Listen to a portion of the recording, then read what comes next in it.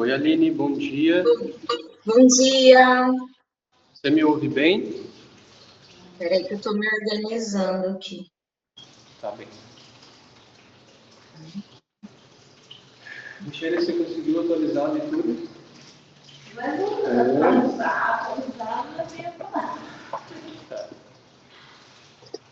Tem que falar que sim. Nada, tá perfeito, viu? Tá Tá joinha. ótimo. Legal. Eles estão ficando na gravação. Todos conseguiram ler o capítulo? Não deu pra ver. Deu. A Aline leu também, Aline? A Aline leu, provavelmente na segunda-feira já tinha lido tudo. Tinha assistido a aula. Isso aí. Vamos nos preparar então para entoar o nosso mantra, sentindo as bênçãos de Krishna para nosso estudo ser produtivo e a gente possa assimilá-los. Então, acomoda bem o corpo no chão, linha a coluna, fecha os olhos por um instante, deixa a sua respiração fluir um pouquinho mais longa.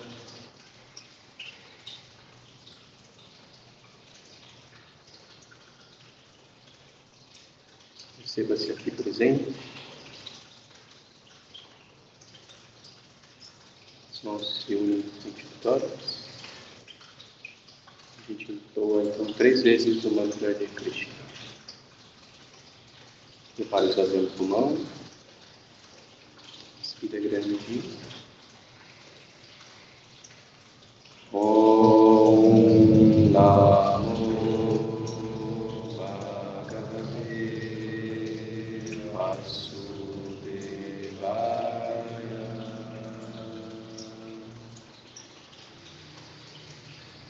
Om Namo Bhagavate Vasudevaya.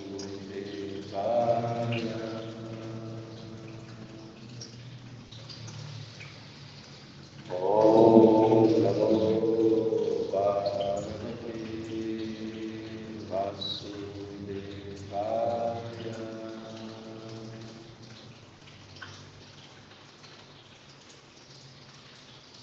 Muito bem.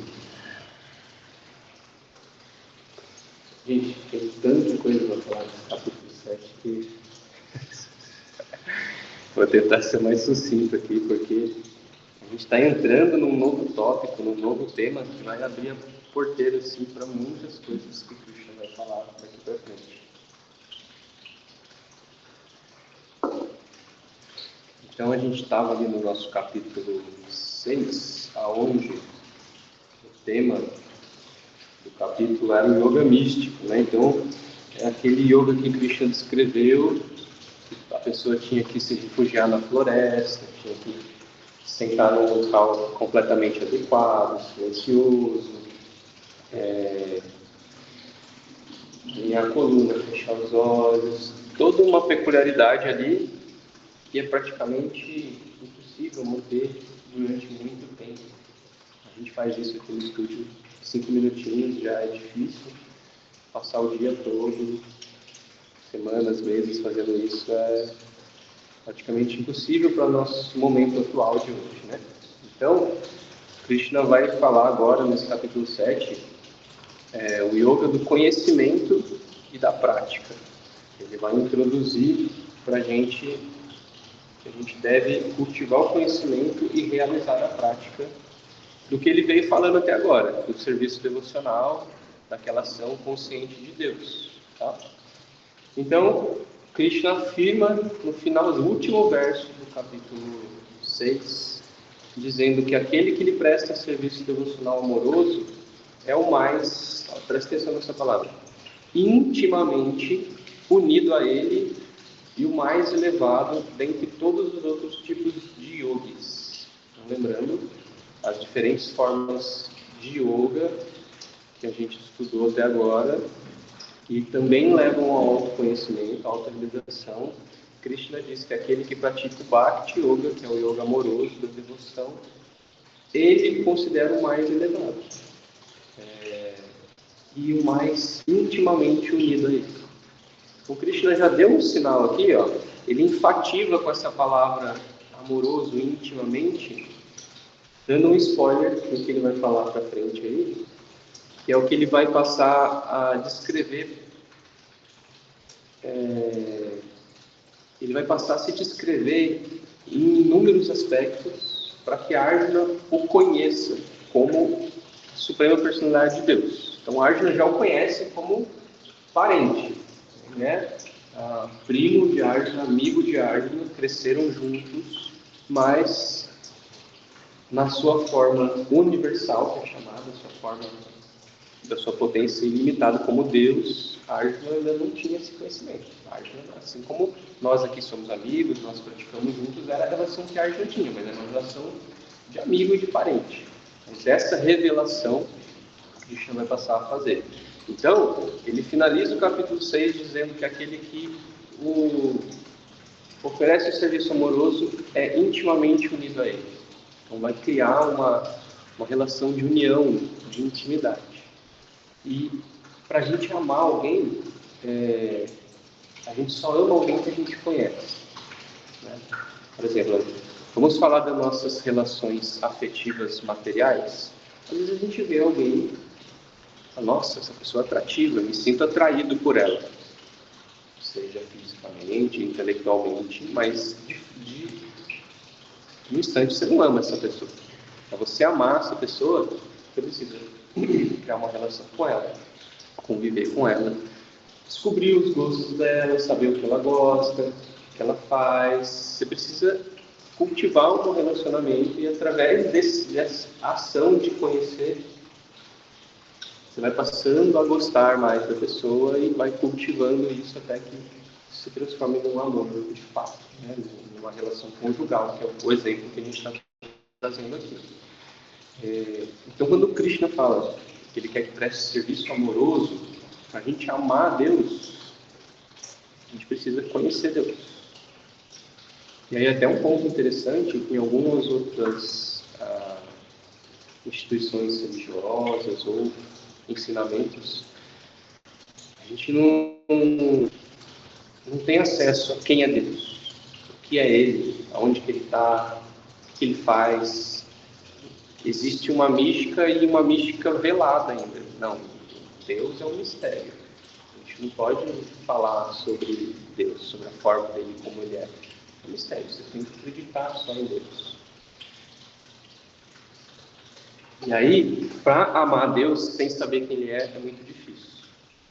Então agora, a partir desse capítulo, do capítulo 7 até o capítulo 12, Krishna vai falar sobre a Bhakti Yoga, essa devoção amorosa, e ele vai passar a se revelar mais intimamente, falando mais sobre os aspectos dele, para que Arjuna e nós possamos conhecê-lo.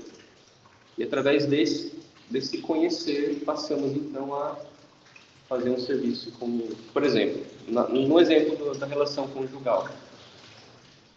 Seu parceiro, sua parceira, você sabe que ele gosta de croissant. Então você vai fazer um café da manhã. Aí logo você já pensa ali carinhosamente, acho que vou fazer um croissant, vou comprar um croissant ali na padaria para satisfazer aquela pessoa. Ou seja, você conhece o gosto dela, você sabe que ela gosta, você faz uma ação no intuito de agradar. A relação com Deus é a mesma coisa. O que a gente vai ver no Bhagavad Gita, a essência do Bhagavad Gita é isso. A gente se aproximar de Deus, colocar Ele na nossa rotina, no nosso dia a dia, sabendo do que Ele gosta, sabendo como Ele é, fazer as nossas ações para satisfazer Deus. Então, nesse comportamento, a gente cultiva amor por Deus.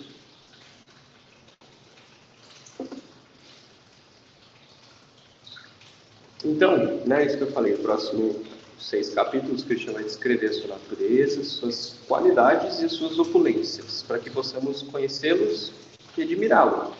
Quando você ama alguém, você admira, né? Tem você fala com um ímpeto, né? Nossa, aquela pessoa A pessoa é isso, a pessoa é aquilo. Porque você conhece, você sabe, você está falando da boca para fora, né? Por exemplo, eu ponho a minha mão no fogo pelos meus mestres, porque eu estudo a vida deles, eu sei do que eles passaram para trazer os ensinamentos aqui. Não são charlatões, são pessoas dedicadas seriamente. E o que eles me ensinaram fez muito diferença na minha vida. Então, eu admiro eles. E eu vou falar deles para vocês com ímpeto, com vontade. Porque eu sei, eu tive essa experiência. Então, da mesma forma, se a gente ouvir sobre Deus, entender Deus, a gente vai passar a admirá-lo e amá-lo. E assim a gente vai espalhar a consciência de Deus para todo mundo. E aí o que a Krishna fala aqui? Aquele que faz esse serviço, falando de mim para os outros, me é muito querido. Então vamos lá, de fato, entrar no capítulo 7. Então, Krishna inicia o capítulo 7 dizendo que aquele que tem plena consciência dele, que é apegado a ele, pode conhecê-lo por completo.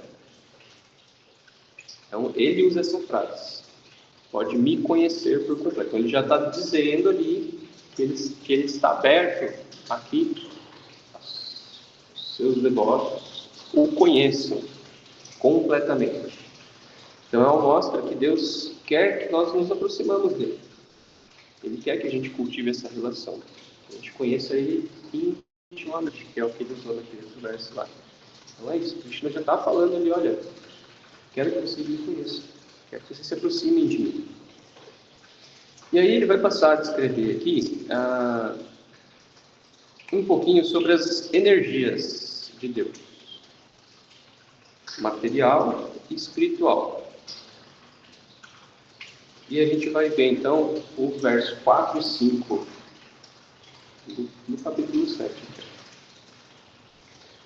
Então, no capítulo 4, no verso 4, ele já começa falando assim: terra, água, fogo, ar, éter, mente, inteligência e ego falso.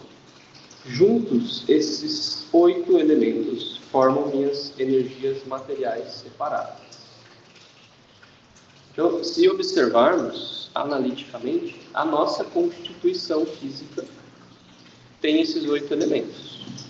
Então, a constituição matéria, corpo-matéria, só existe porque esses 8 elementos estão combinados juntos. Então, Krishna fala que esses elementos é a sua energia material. Aí ele continua falando: além dessas, ó Arjuna de braços poderosos, existe outra energia, a minha energia superior, que consiste nas entidades vivas que exploram os recursos dessa natureza material inferior. Então, essa energia que ele está falando aqui é uma expansão dele mesmo, uma energia divina, que junto com a alma habita o corpo. Ela é chamada de super-alma. Então, em cada entidade viva, seja humano, animal, plantinha, bactéria, Deus tem uma porção da potência dele junto com essa alma, que é uma energia interna. Então, a gente tem a energia material e a energia espiritual, que ele está revelando aqui como sendo essa energia interna. Aí, continuando aqui, o verso 6. Todos os seres criados têm sua fonte nessas duas naturezas. Fica sabendo, com toda certeza, que eu sou a origem e a dissolução de tudo que é material e de tudo que é espiritual. Então, ele afirma aqui que, mais uma vez, que ele é a fonte das duas energias. Viemos dele e sempre estaremos conectados com ele por sermos da mesma essência. E aí, por estarmos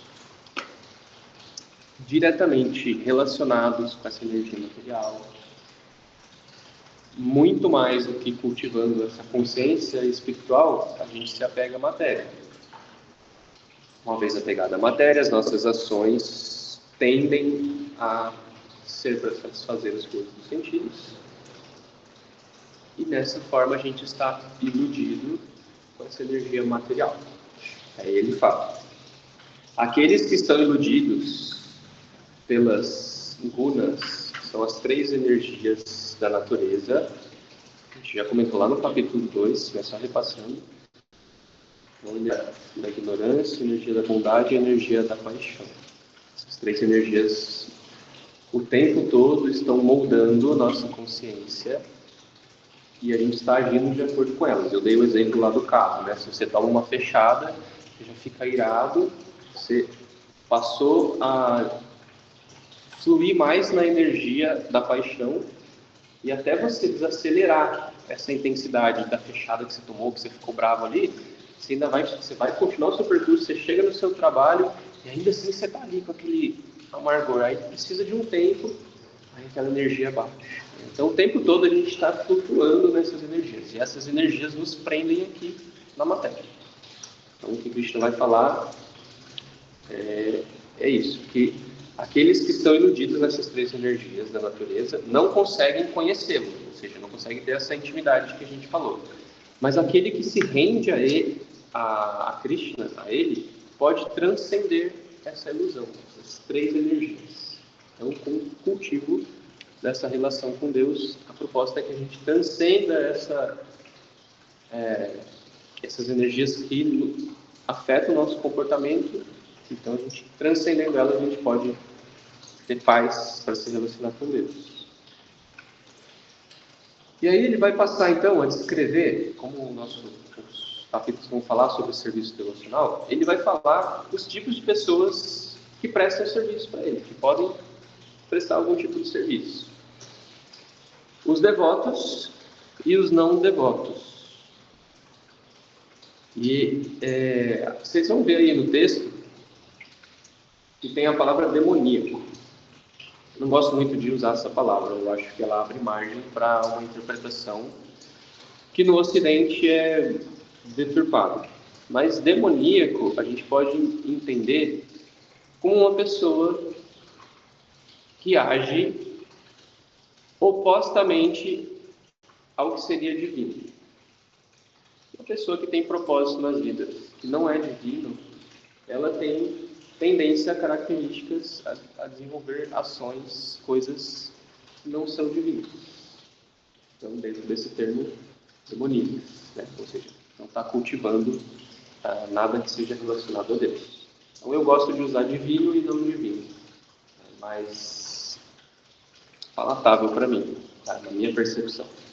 Então, Krishna vai descrever ali esses 2 tipos de pessoas, os devotos e os não devotos, e ele afirma que quem lhe presta o serviço devocional o alcança. Aí ele vai começar a descrever. Aí na descrição das pessoas não divinas, se vocês leram ali, você vê que tem 4 classes de pessoas não divinas. E ele descreve que cada tipo de classe faz, como ela age. Então tem aquele que trabalha intensamente, e aí depois que ele trabalha ele não tem tempo nem para pensar, ele nem vai querer ter interesse em se relacionar com Deus, porque ele trabalhou tanto para as coisas que ele quer que ele está esgotado. Aí depois vai ter um outro tipo de classe, que é aquele que é aquele que é ateu, não acredito, e não quero saber disso, nem venha me falar isso. E tem aquele outro, pior ainda, que não quer saber de Deus e ainda faz propaganda contra. Né? Então, ou seja, é isso que eu acabei de falar. A pessoa tem essa natureza, a vida dela é completamente oposta ao que as escrituras sagradas dizem, que é o propósito da vida. Tá? Então ele vai passar a descrever essas pessoas, e aí tem algo que eu queria trazer aqui como comentário para vocês, que é muito comum, eu escuto muito. Às vezes alguém pergunta assim, eu vejo alguém perguntando para alguém: você tem religião? Eu falo: não, eu tenho a minha própria religião. Eu tenho a minha forma de ver Deus, de aceitar Deus. E com isso a gente vê que as pessoas estão fabricando o seu próprio método de de se relacionar com Deus, baseado nos seus achismos, baseado no que escutou de alguém, não se importando com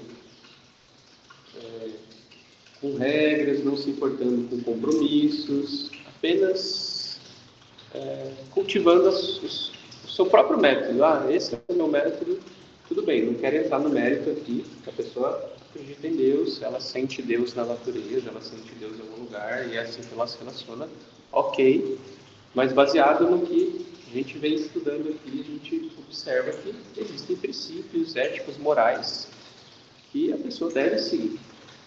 Então, quando a gente fala com o Bhakti Yoga, Krishna fala que a sugestão é que o devoto ame ele, se relacione, faça serviço amoroso para ele. Uma pessoa que está baseada em achismo nunca vai chegar nesse conceito.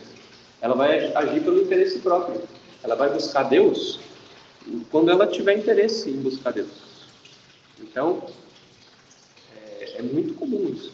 Eu já escutei isso diversas vezes. Não, eu tenho minha própria forma de perceber Deus, de me relacionar com Ele. Então, criam-se os seus próprios métodos, aos quais não são efetivos, aos quais prendem a gente ainda essa matéria. A gente vai continuar nessa mesmice de voltar para os prazeres dos sentidos.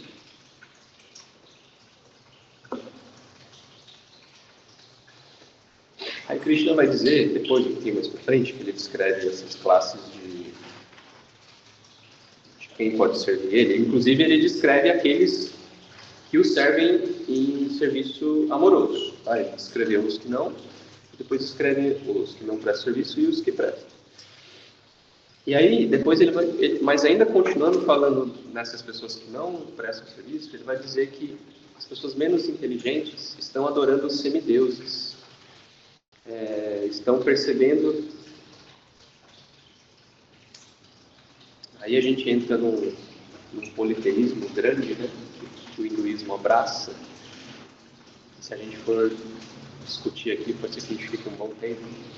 Mas eu já comentei com vocês, então, que esse conceito de semideuses são personalidades empoderadas por Deus que vêm executar algum cargo administrativo para que esse mundo funcione. Né?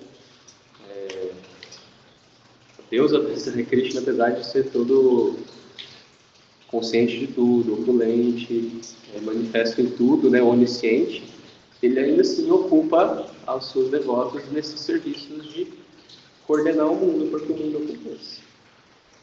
E a gente vai ver, estudando uma outra escritura chamada Srimad Bhagavatam, que existem inúmeros outros planetas, outros mundos. O nosso não é o único. Tá?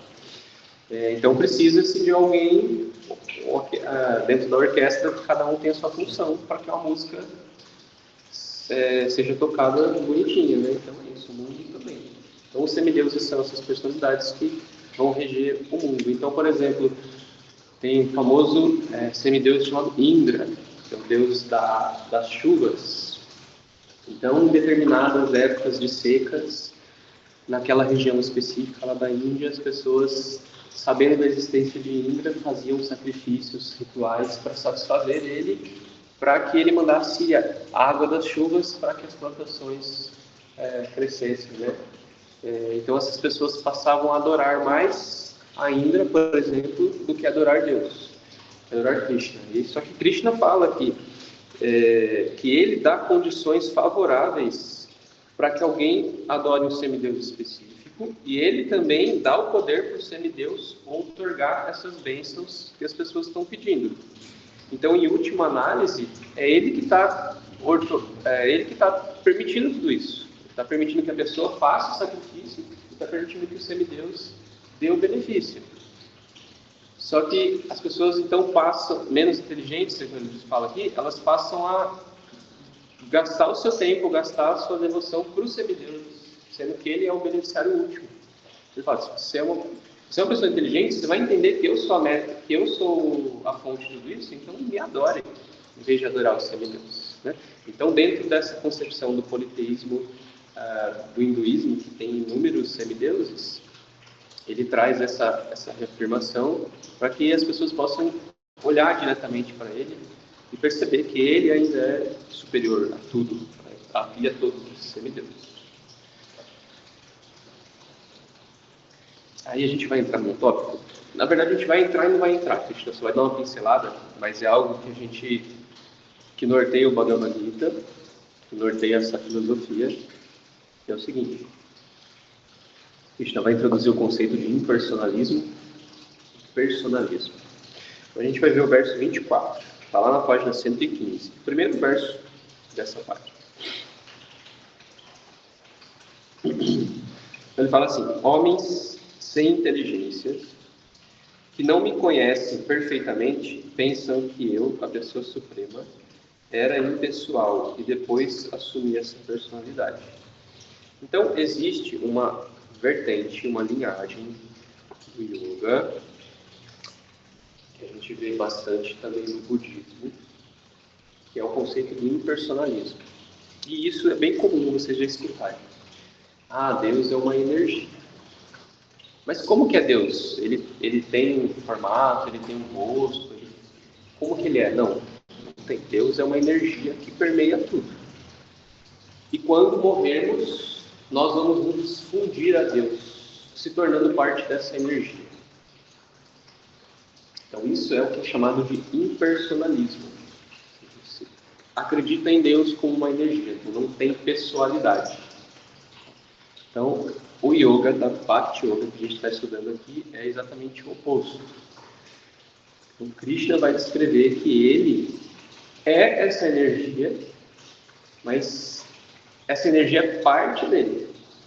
E ele tem uma personalidade. Então, ele é uma pessoa. Só que aí entra duas coisas que a gente tem que observar aqui. Krishna, quando falou Bhagavad Gita, estava materialmente personificado neste mundo. Mas ainda assim existe como Deus, personalidade suprema, que rege tudo. Então não é que ele saiu de lá e veio se corporificar. É uma expansão dele, mas sendo ele mesmo corporificado. Isso é uma coisa doida para entender. Na ciência de Deus nada é exato, mas é o que ele está falando aqui. A gente está estudando dentro dessa ótica. Então, o que ele quer dizer aqui é que naquela época, para as pessoas que estavam vendo ele fisicamente, tem a concepção de que antes ele era uma energia material e espiritual, e essa energia se fundiu, corporificando ele.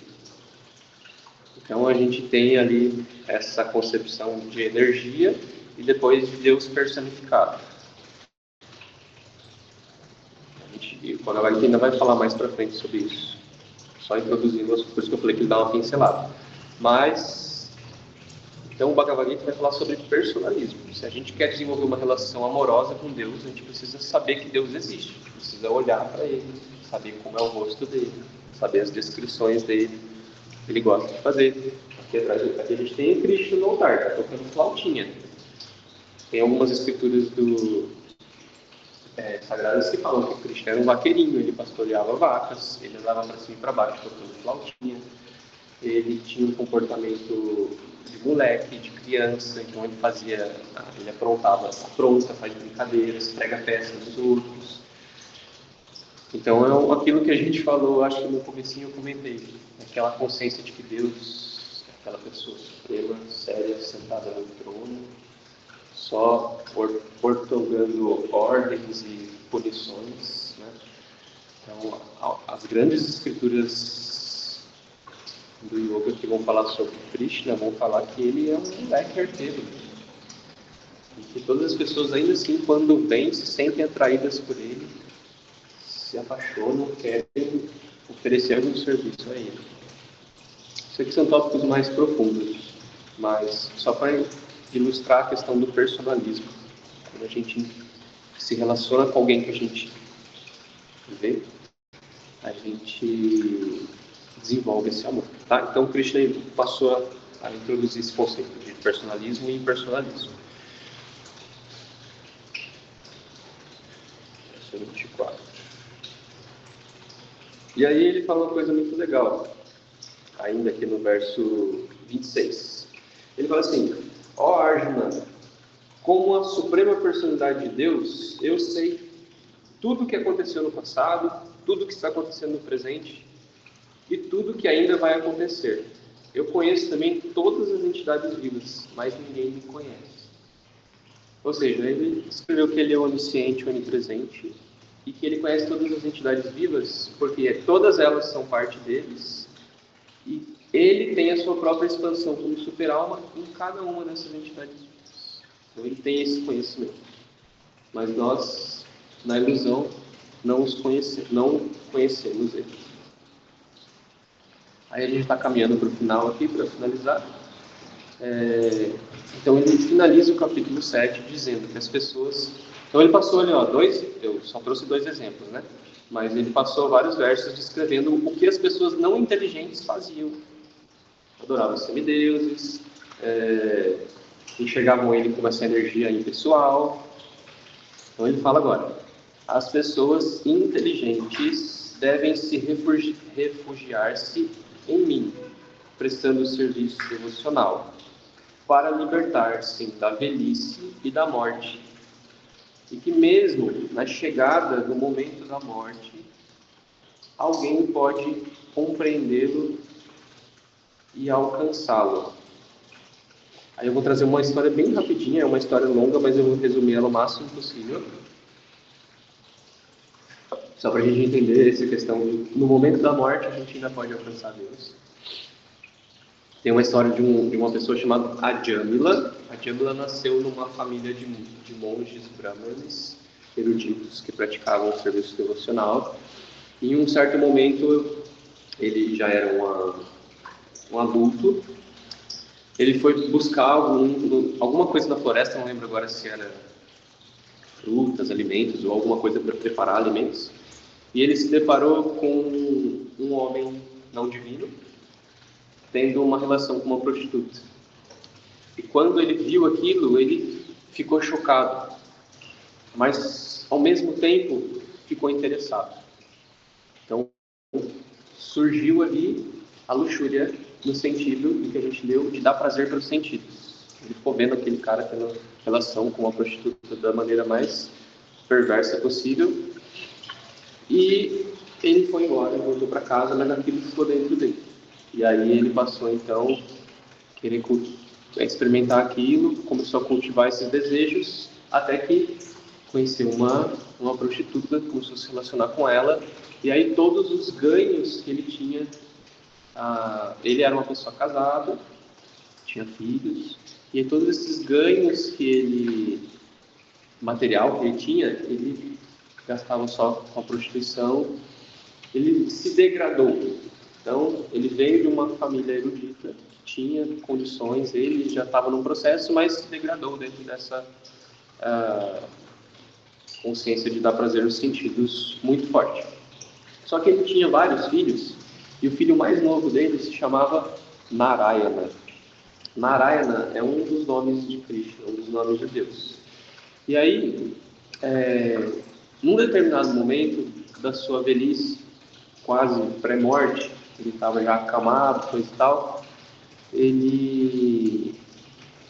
antes de chegar nesse ponto, como o filho dele chamava Narayana, ele o tempo todo estava falando assim: Narayana, venha comer seu leite, venha tomar seu leite, Narayana, venha tomar a sua comida, Narayana, venha fazer isso, que ele preparou. Então, de certa forma, ele estava sendo beneficiado pelo nome de Deus, então ele chamava Deus. Deus, venha tomar o seu leitinho, venha comer sua comida. Então, de certa forma, ele estava ali colhendo benefícios por estar servindo Deus indiretamente apenas pelo nome de Deus. E aí, num determinado momento da sua morte, é dito que quando a gente morre, de acordo com as nossas versões, a gente vai para um lugar ou para o outro. Planetas celestiais ou planetas não celestiais. Se nós estivermos, ou nós nos libertamos na autorização e rompemos esse ciclo de nascimento. Então, para aquele que alcançou a autolibertação, chegam os Vishnudutas, que são os prestadores de serviço de Vishnu, que também é um nome de Deus, que vai pegar aquela alma e vai levar até Deus. Ou seja, você morreu, você auto-realizou, você vai entrar numa carruagem linda, maravilhosa, vão ter várias pessoas carregando essa carruagem para levar você até o reino divino. Um exemplo bem hipotético aqui. Você não alcançou a auto-realização, você cultivou atividades não divinas, então vem uns caras bravos, assim, portão, tatuado, umas armas na mão, fala, vamos que tem alguém esperando lá, que você vai pagar as reações das suas ações negativas. Então, a Diana era essa pessoa que se degradou. Em determinado momento da morte dele, estavam vindo esses caras bravos assim, para buscar ele, para levar. E quando ele viu aquilo, ele ficou muito assustado. E naquele momento, assustado, na tentativa de se socorrer, ele chamou o filho dele. Narayana! Aí nesse momento, ele gritou o nome de Deus, que era o que ele tinha dado ao filho dele. Aí os Vishnudutas escutaram, o devoto de Deus está chamando ele, está abandonando o corpo, está morrendo. Aí eles vieram e falaram para os asuras, os seres, não, vocês não vão levar ele não, ele é um devoto de Deus. Né? Um exemplo assim, uma historinha que existe. Então, nesse momento final da morte, ele se lembrou de Deus por apenas falar o nome dele e foi absolvido.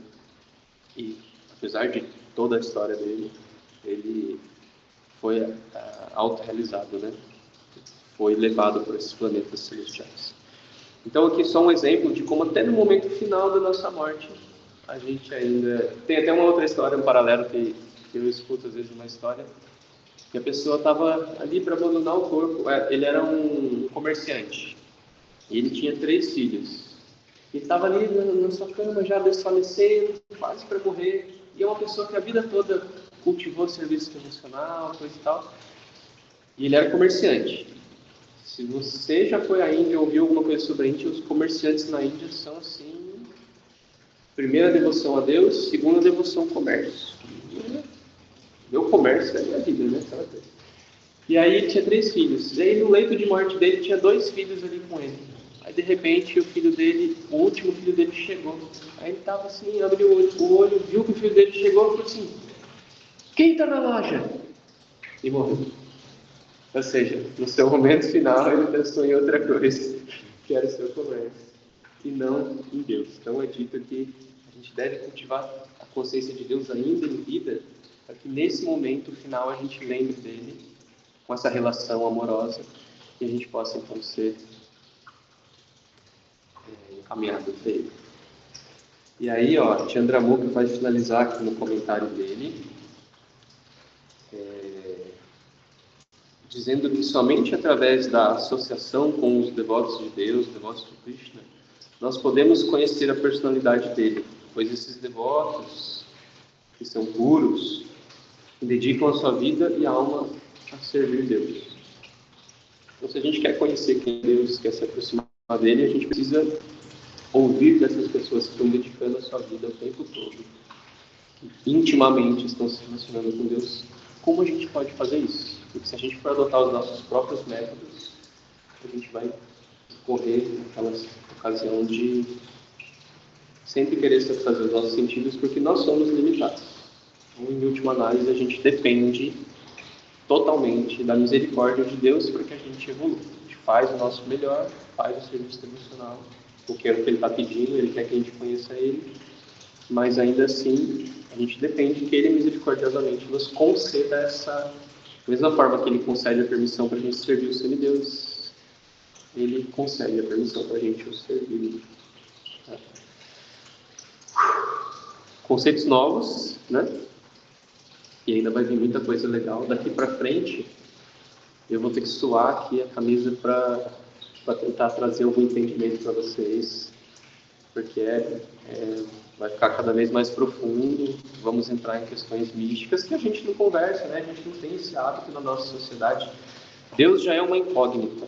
Deus no céu e a gente na terra. Já tem essa separação dentro da cultura ocidental. A gente não conversa sobre Deus na nossa rotina. Pessoas que às vezes se julgam assim religiosas, vão uma vez na semana lá no templo, na igreja, coisa e tal. Pouco cultivo diário. Então, assim, como que a gente vai falar sobre Deus de forma sem se espantar com esses assuntos, né? Porque são coisas, pra gente, é tudo muito novo e diferente. Tá bom, turma? Querem fazer algum comentário específico? Por favor, fiquem à vontade.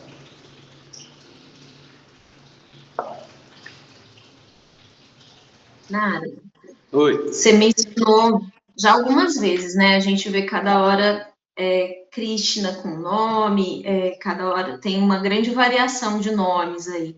A que se deve tantos nomes? Devido às personificações dele mesmo? Como que... Muitos deles são exatamente isso, né? Por exemplo, eu falei de Vishnu. Vishnu é Deus na sua forma executiva. Então, é o Deus que coordena os semideuses. Agora, Krishna é o Deus amoroso. Mas todos são o mesmo.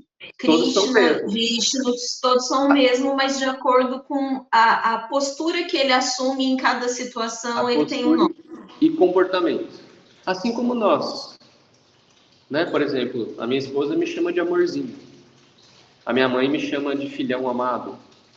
Um grande amigo meu me chama Ei Brother, né? Ou alguns de vocês me chamam de Nara, né? Um apelido carinhoso ali, uma contração de Narada. Então, dessa forma, eu vou ser conhecido por várias pessoas com algum nome específico, né? Se na escola eu aprontei alguma coisa, esse apelido vai ficar para o resto da vida. Meus amigos vão lembrar disso, né? Então é isso. Krishna, de acordo com as suas ações e comportamentos, ele tem esses apelidos, né? Uma infinidade de nomes para Krishna aí. Por exemplo, a gente lê aqui várias vezes e até fica confuso. Arjuna fala assim: ó Madhusudana. Madhusudana é um nome de Krishna que significa que ele matou um demônio chamado Madhu. Então, ó matador do demônio Madhu, Madhusudana. Só relembrando, demônio, pessoas não divinas. Então, assim, para cada ação, comportamento que Deus realiza, ele tem um nome. Assim como nas nossas tradições religiosas, ele também tem diferentes nomes, porque ele foi conhecido naquela região especificamente por aquele nome.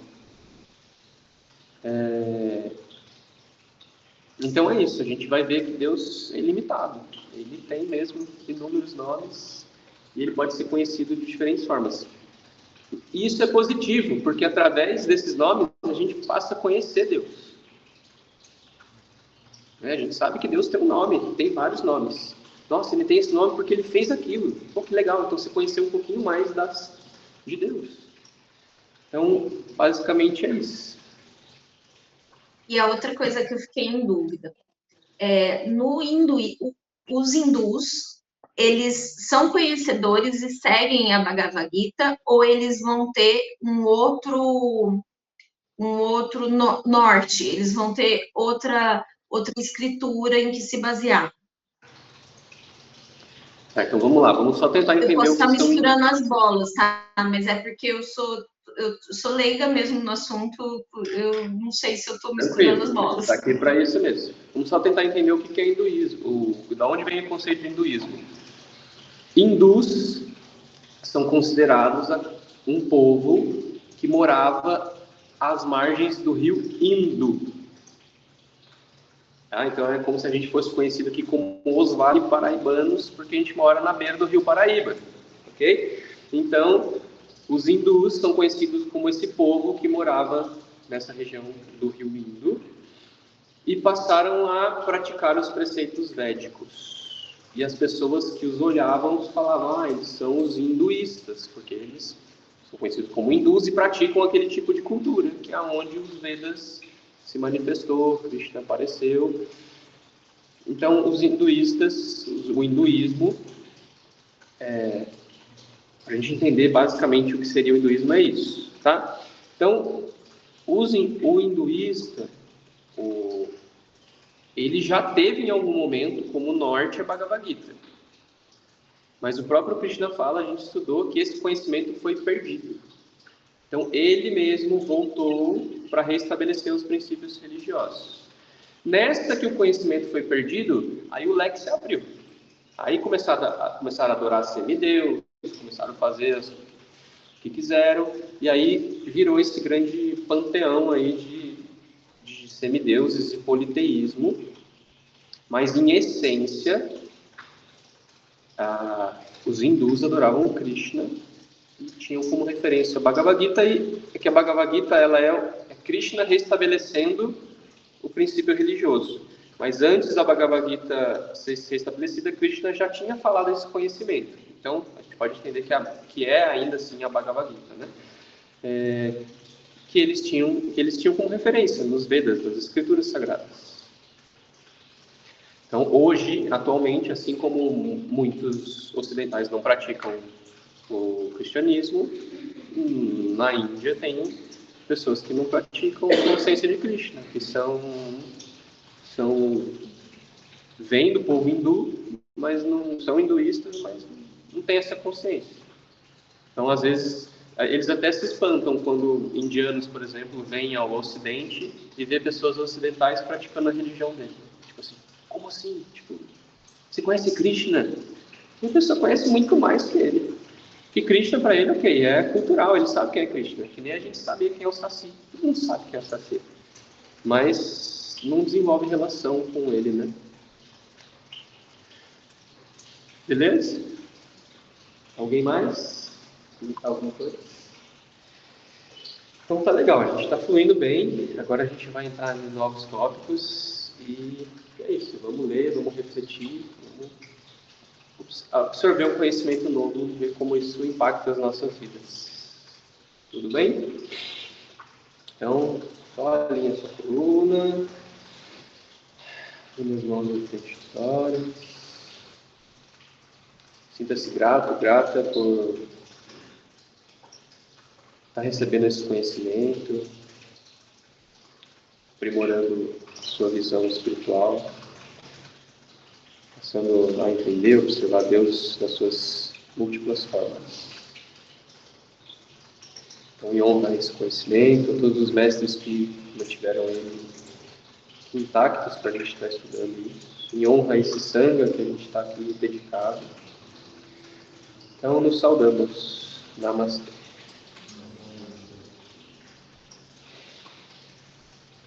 Turma, obrigado. Valeu, Aline, valeu todo mundo por estar presente. E, então, capítulo 8, semana que vem, beleza? Obrigadão, bom final de semana. Tchau, Aline.